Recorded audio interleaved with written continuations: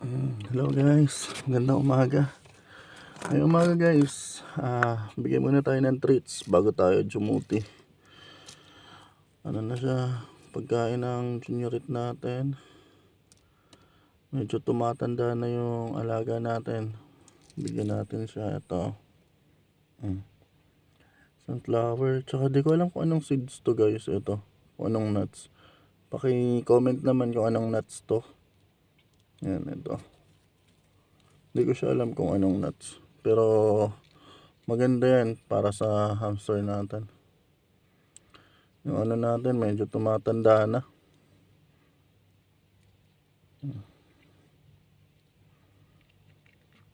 Sa mga nag-iisip dyan na porque yung hamster is maliit, kala nila disposable na. Pero hindi po. Alagaan po natin sila ng maayos. Kasi para din yan sa ano natin. Stress reliever kasi ito guys. Pag darating ka galing duty, nakakaano talaga siya.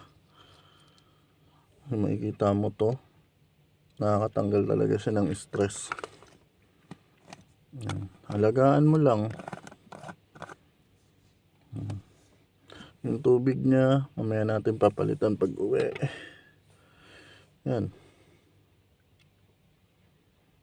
Tapos tumatanda na siya. Ganyan talaga. Basta tatanda talaga.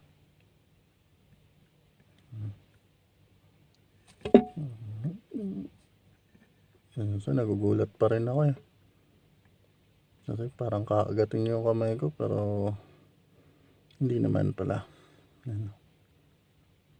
Tumatanda na siya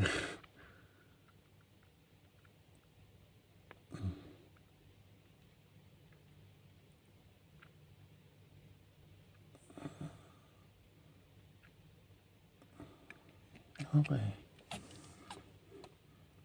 Ganun lang guys. Pag umaga, binibigyan ko ng treats. Pagdating, bigyan ko ng pagkain. And i-make sure ko lang na okay siya. Tapos syempre yung hamster wheel niya, tinatanggal ko yan pag umaga na kasi tulog din naman siya. Pag gabi, ilalagay natin.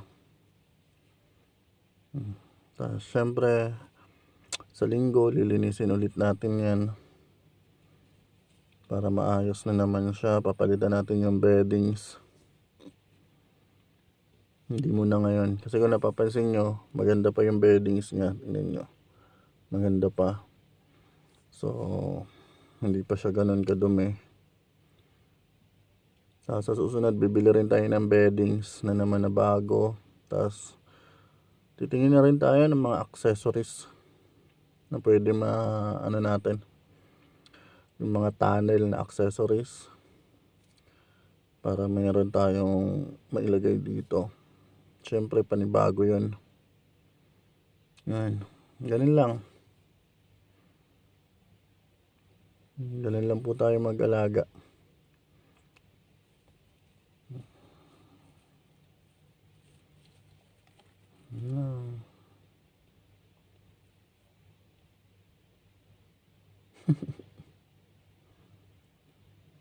Ito pa guys, may almond pa rin tayo. Almond.